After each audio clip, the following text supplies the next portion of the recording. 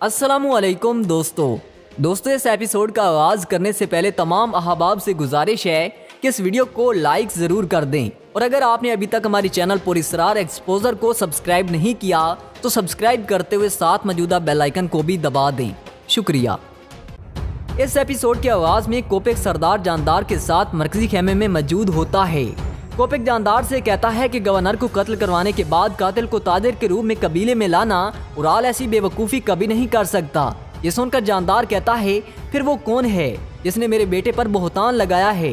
इस पर कोपेक कहता है कि उसके पीछे भी वही है जिसने शहनशाह के काफिले पर हमला करवाया था। इसी दौरान एक सिपाही कोपेक को एक खत लाकर देता है। कोपेक खत पढ़कर जानदार से कहता है कि कमांडर वसीलियोस ने पहले ही जंग की तैयारी शुरू कर दी है। गवर्नर की मौत का बहाना बनाकर उसने बाज़ांतीनी से फौज की दरखास्त की है। इस पर जानदार कहता है कि क्या वसीलियोस का दिमाग खराब हो गया है।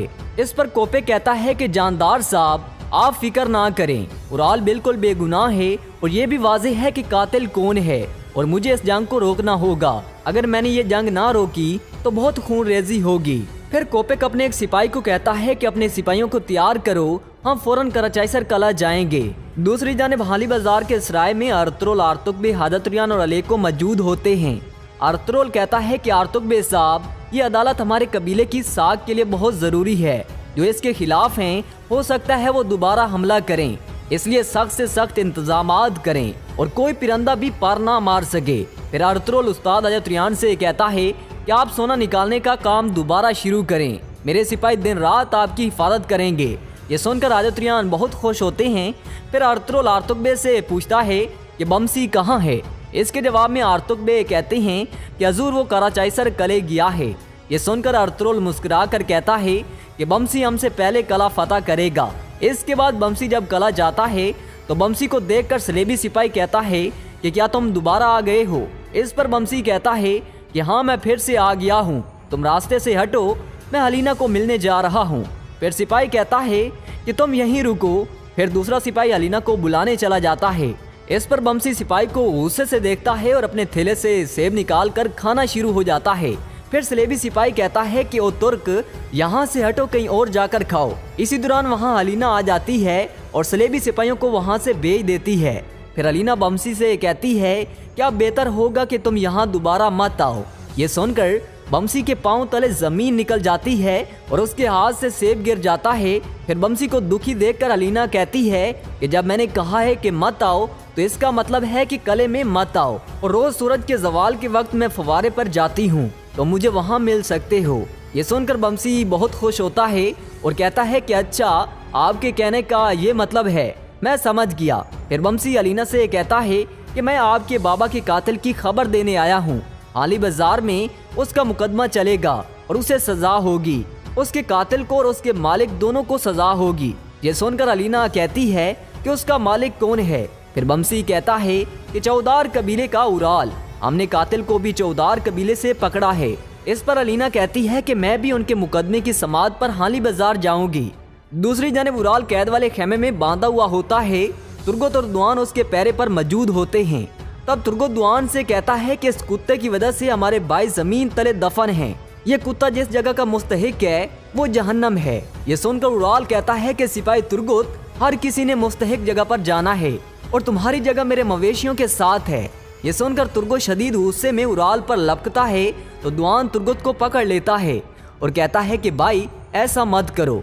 फिर तुर्गत उराल से कहता है कि अगर ये मामला मेरे तक होता तो ना कोई मुकदमा चलता और ना कोई अदालत होती, मैं पहले ही तुम्हारी मौत सुना चुका होता। इसी दौरान कोपेक वहां आ जाता है और गुस्से से तुर्गत को कहता है कि अगर तुम पहले ही इसकी मौत का फैसला सुना चुके हो तो हमारी कोई जरूरत नहीं और तुम सोच समझ कर बोला करो, वरना मैं तुम्हारी जबान काट दूंगा और यहाँ से बाहर चले जाओ। इसके बाद कोपेक वहाँ मौजूद तमाम सिपाहियों को खेमे से बाहर भेज देता है। फिर कोपेक उराल से कहता है कि मैंने तुम्हें पहले कहा था कि तुम्हारी लालच और बेवकूफ़ी तुम्हें मुसीबतों से दो चार कर देगी। अर्तुरुल के साथ मुकाबला करते करते तुमने खुद को मौत के करीब कर लिया है।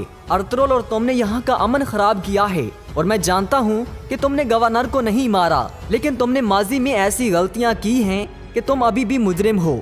ये सुनकर उराल कहता है कि अमीर हजरत अगर आप जानते हैं कि मैं बेकसूर हूँ तो मुझे यहाँ से बाहर निकालें। फिर उराल कहता है कि अर्तुरुल लानत हो तुम पर। इस पर कोपेक कहता है कि उराल तुम कभी भी मर्द नहीं बन सकते। ये कहकर कोपेक वहाँ से चला जाता है। इसके बाद जानदार और अलियार उराल के पास आते हैं। जानदार अलियार को बाहर भेज देता है। जब जानदार उराल को देखता है तो बहुत गमज़दा होता है। फिर जानदार उराल से कहता है कि जब तुम पैदा हुए तो मैंने एक ही दुआ की थी कि ऐ मेरे अल्लाह, मुझे एक बाइज़्ज़त सरदार की परवरिश करने की तौफीक देना। इस पर उराल कहता है कि बाबा, मैंने गवर्नर को नहीं मारा। ये सुनकर जानदार कहता है कि तुमने गवर्नर को नहीं मारा, लेकिन इसके अलावा भी तुमने बहुत से जुल्म किए हैं मेरे बेटे। अगर तुमने अपनी बहन को डाकुओं का शिकार बनाया है, अगर तुमने मेरे भाई तुक्तामिश को मारा है, तो मैं तुम्हें कभी भी दुआ नहीं दूंगा। फिर सरदार जानदार रोते हुए कहता है कि अगर मैंने एक सरदार की बजाय बगैरत और बेईमान की परवरिश की है तो ये मेरे लिए बायस शर्म है। ये सुनकर उराल कहता है कि बाबा, मैं यहाँ से जरूर निकलूंगा और सब कुछ ठीक कर दूंगा। अगर मैं साजिश का शिकार हो गया तो चुल्पान का और अपने होने वाले पोते का ख्याल रखना। ये सुनकर जानदार बहुत रोते हैं और उराल से प्यार करते हैं। इसी दौरान उराल के गम की वजह से जानदार की तबीयत खराब हो जाती है तो उराल अलियार को पुकारता है। फिर अलियार जानदार को वहाँ से लेकर जाने लगता है तो उराल कहता है कि बाबा, मैं बेईमान नहीं हूँ, मैं बगैरत नहीं हूँ। दूसरी तरफ जब बमसी कले से बाहर निकल रहा होता है तो बमसी कोपेक और उसके सिपाहियों को कले में दाखिल होते हुए देख लेता है। बमसी कहता है कि या मेरे मालिक, ये क्या हो रहा है? ये छोटी मखलूक यहाँ क्यों आई है? और ये शैतान आदमी अब पता नहीं क्या करने वाला है। इसके बाद बमसी वहाँ से चला जाता है। इसके बाद कला में वसीलियोस पेत्रोस को नक्शा दिखाते हुए कहता है कि हम इन जमीनों से तुर्कों को निकाल देंगे। इसी दौरान वहाँ एक सिपाही आकर वसीलियोस से कहता है कि सल्जोकी अमीर सालातीन कोपेक आए हैं और वो आपसे मिलना चाहते हैं। ये सुनकर वसीलियोस कहता है कि उन्हें अंदर आने दो। इसी दौरान पेत्रोस छुप जाता है और इसके बाद कोपेक आकर वसीलियोस के पास बैठ जाता है। कोपेक नक्शे को देखकर वसीलियोस से कहता है कि चमड़े के नक्शे पर हकीकत का पता नहीं चलता।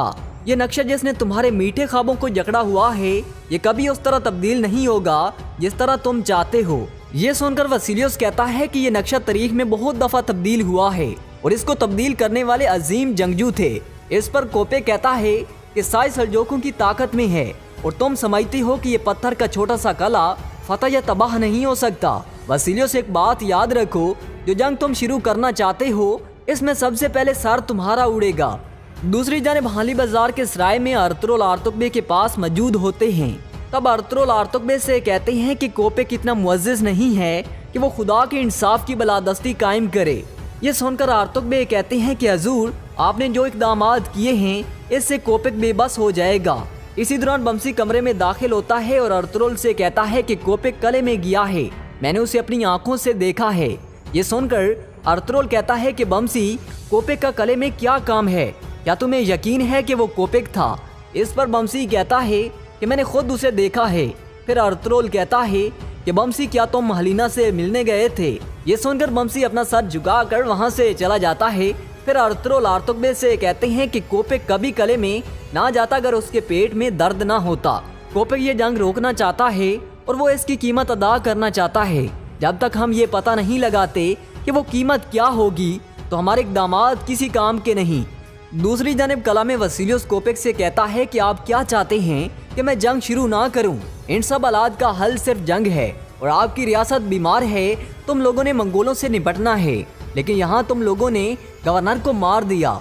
इस पर कोपेक कहता है कि मुझे गवर्नर की मौत का बहुत दुख है और मुझे यकीन है कि तुम्हें भी बहुत दुख होगा, बल्कि तुम तो इतनी परेशानी में हो कि गवर्नर की मौत के बाद अभी तक ये फैसला नहीं कर सके कि गवर्नर की सीट पर कौन बैठेगा। और वसीलियोस, हम दोनों जानते हैं कि उराल ने गवर्नर को नहीं मारा और मैं ये भी जानता हूँ कि गवर्नर की सीट पर बैठने के लिए तुम कितने बेताब हो। फिर कोपेक कहता है कि वसीलियोस, बहुत अच्छे, अगर तुम्हें सीट पर बैठना चाहते हो तो तुम बैठ सकते हो, लेकिन तुमने जंग छेड़ने के लिए इरादा कर लिया है तो तुम्हारी फौज कुस्तुनतुनिया छोड़ने से पहले ही फना हो जाएगी। ये अमीर सालातीन कोपेक का वादा है और मुख्तसर मैं तुम्हें गवर्नर का कातिल दूंगा। तुम उसे शहनशाह के हवाले करके नए गवर्नर बन जाओगे। ये सुनकर वसीलियोस कहता है कि अमीर सालातीन, मैंने जितना सुना था आप उससे कहीं ज्यादा होशियार हैं। सल्जोकी सल्तनत निहायत होशियार आदमी के हाथ में है।